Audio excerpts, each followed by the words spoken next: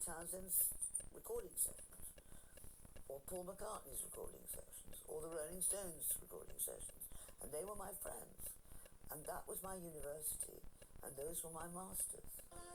In 1964, Faithfull launched her career with the single As Tears Go By, which reached the UK top 10.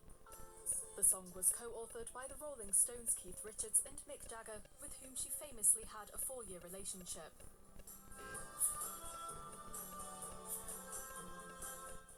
But after hitting chart success, Faithfull fell victim to drug addiction after the relationship ended and spent years living on the streets of London.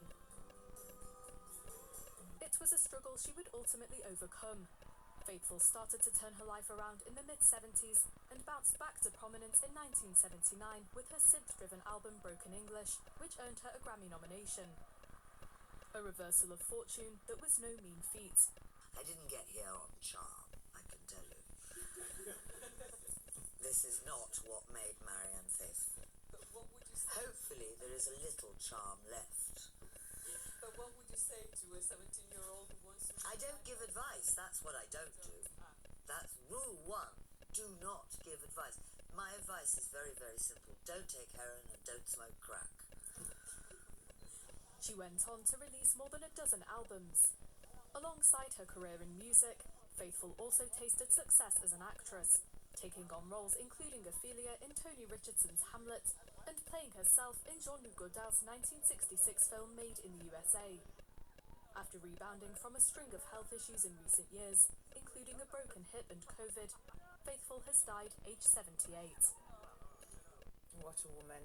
Next, Lady Gaga performed at a huge benefit concert in Los Angeles on Thursday night to raise money for those affected by wildfires in the area. There were 2 gigs in 2 different venues, both with a superstar-studded lineup. Alongside the acts, images of firefighters and the damage caused by the fires appeared on screen, and in between performances, survivors spoke about losing their homes and escaping the fires. Let's hear now from Rod Stewart, Alanis Morissette and Billie Joe Armstrong from the band Green Day.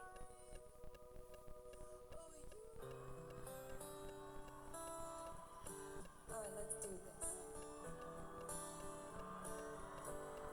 It's tremendous to be part of it, and this is obviously not the first time the music industry have come to the rescue, but it is, I'm very proud to be part of it, really, really proud. Thanks for being here. Thank you for having me. I'm very, very lucky to be here.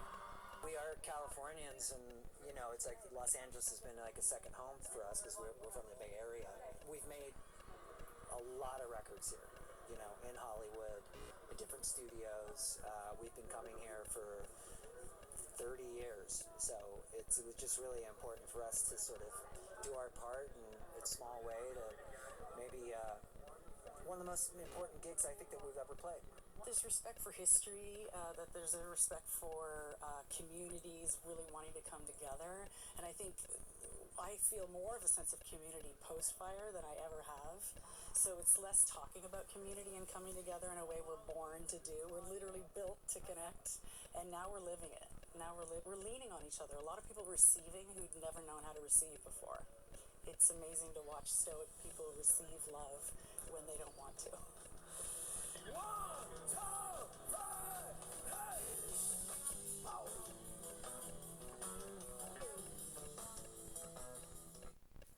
Next then, from Prehistorines. French artist Prue Nourry is continuing that long tradition, working with women to reconcile themselves with their bodies and their respective traumas. For her latest exhibition, she sculpted them into modern-day goddesses. Olivia Salazar-Winspit and Jules Yazbak went to the Tempon Gallery in Paris to find out some more.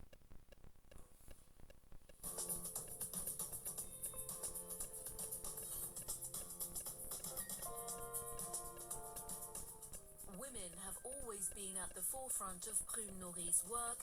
Now she's elevated them to the rank of goddess. Prue Nourry, hello.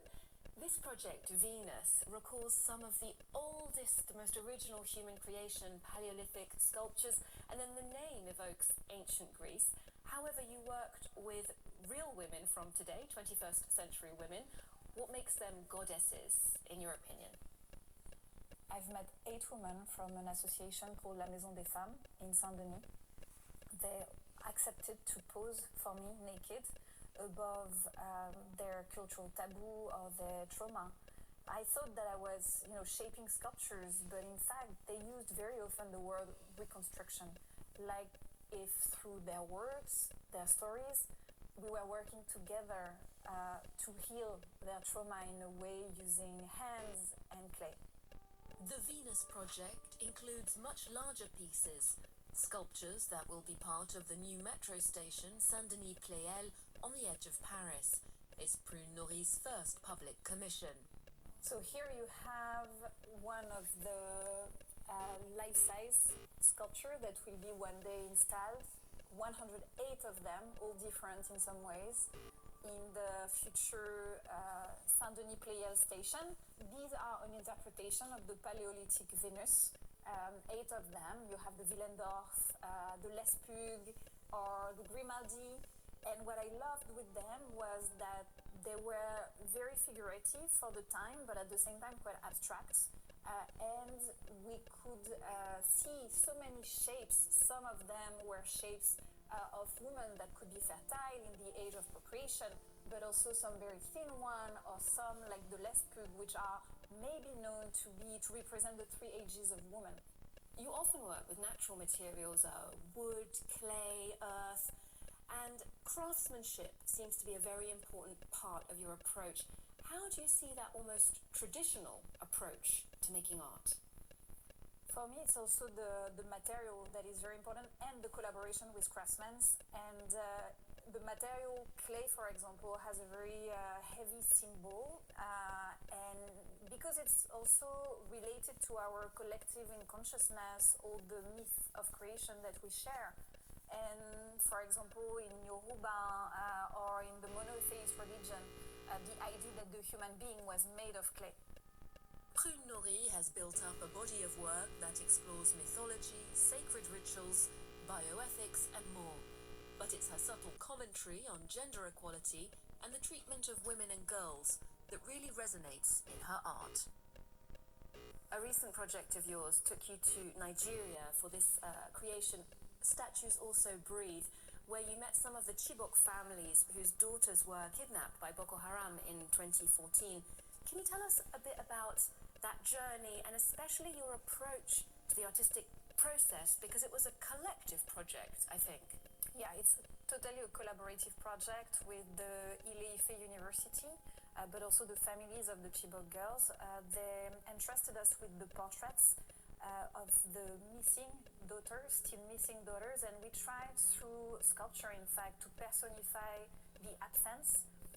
We invited 108 students in a giant workshop to create portraits based on the portraits of the missing girls, but also on the Ife heads from the 15th century. And we used the clay from Ife, the same clay that the sculptures were made of at the time. And their portraits was a sudden like an army of clay, 108 of them that we're gonna travel around the world to highlight and not forget the one who are still not back.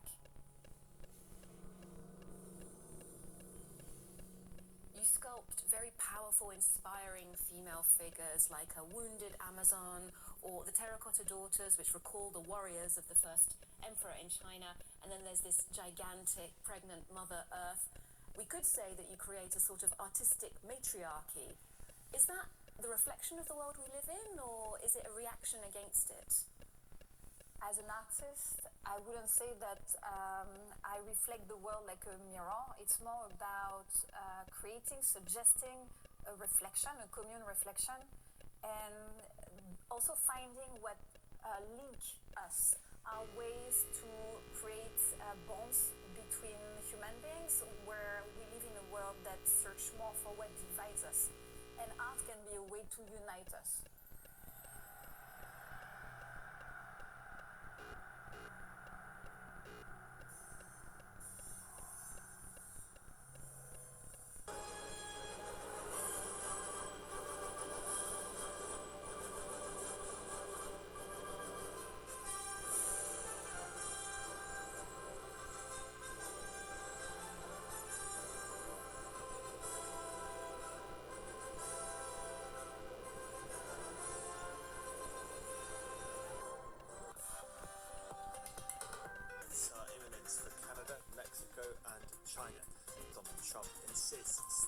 stopping them, we'll be joined by Fraser Jackson, our correspondent in Washington.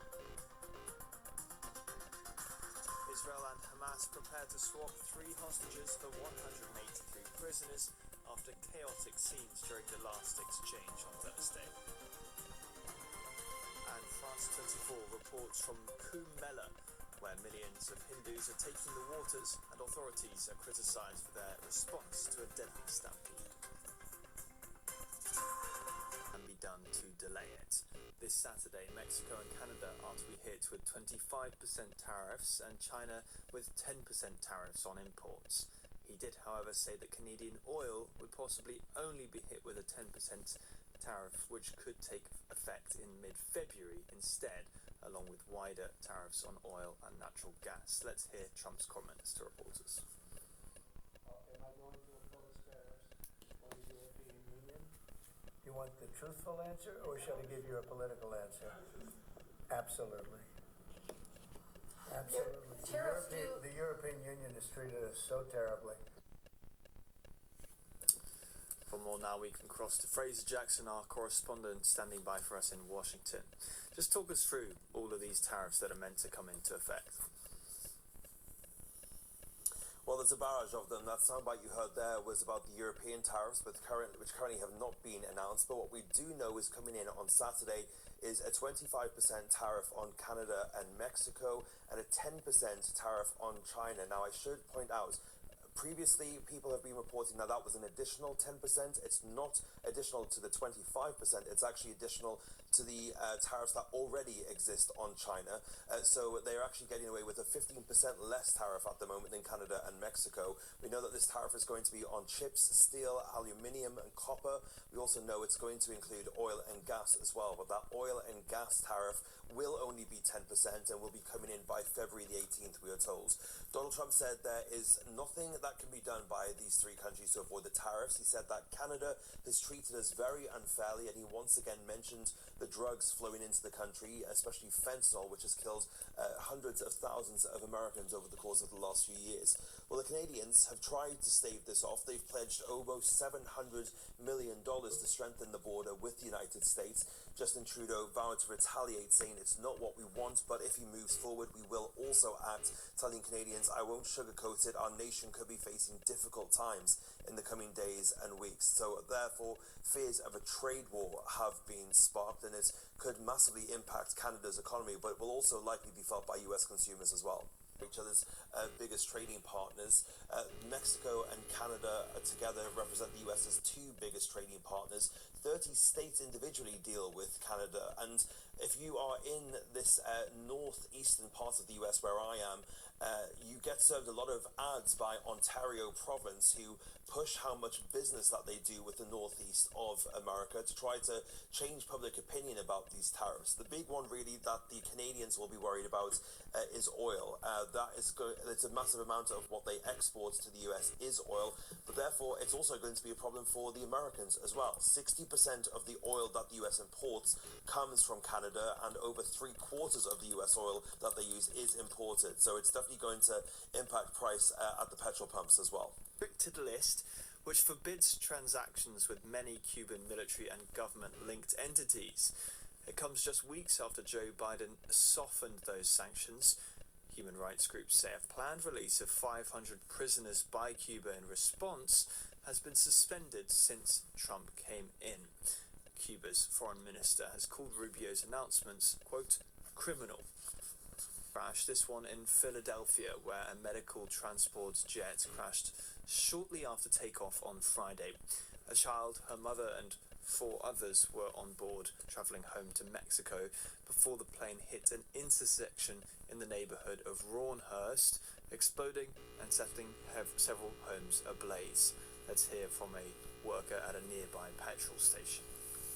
There was a big ball of fire just flew into the sky, and the whole gas station started shaking, and like little debris and stuff was flying over there. So I tried to keep the door shut, not let customers out until the debris was gone, so nobody got hurt or anything. Once I seen the big ball of fire, I came outside. I walked straight down there, started seeing a bunch of like plane pieces and Like it is like honestly like a human foot or something. It was in a shoe still, just on the side of the street. US authorities have restricted helicopter flights near Reagan Washington National Airport after a mid-air collision between a passenger jet and a military helicopter killed 67 people on Wednesday night, America's deadliest air disaster in 2 decades. Emergency crews have recovered more than 40 bodies from the Potomac River and will begin to pull out the debris on Sunday. This is Todd Inman of the National Transportation Safety Board. I can report to you now, we have recovered the Sikorsky black box. It is safely at the NTSB headquarters. It will begin an evaluation, just as the other 2 recorders did last night, to determine when and how to take action. I can tell you from a visual inspection, we saw no exterior damage that would indicate that it was compromised at this time. So we have a high level of confidence that we will be able to have a full extraction from that as well. Set to release 3 more hostages from Gaza on Saturday in exchange for 183 Palestinian prisoners, the 4th swap of the ceasefire. Siegel and Ofer Calderon kidnapped during the Hamas attacks on October the 7th, 2023. Social media, Keith Siegel's family shared their joy after hearing that he's one of 3 to be set free from captivity this Saturday. They haven't seen him for 483 days. His wife, Aviva Siegel, understands more than most what he may have endured. She was herself kidnapped during the October 7th, 2023 attacks and held for 51 days before being released during a brief truce. French-Israeli dual citizen Ofer Calderon is also set to be freed. 2 of his children, who were also kidnapped alongside him, were released during the 2023 truce. Now the Calderons will be fully reunited. But for one family, the joy of the news that a loved one will be freed is tempered by fear and uncertainty. Yarden Bibas was kidnapped on the same day as his wife Shiri and their 2 young children, preschool Ariel and baby Kafir. Hamas said in late 2023 that Shiri and the boys had been killed in an Israeli strike. Israel called that claim cruel, and the army says it has not been able to confirm it. All the other child hostages were freed during the 2023 truce, and under the current deal, women and children take priority for release. But the Bibas family and hostage support groups say they're holding out hope that Shiri, Ariel and Kafir may be alive.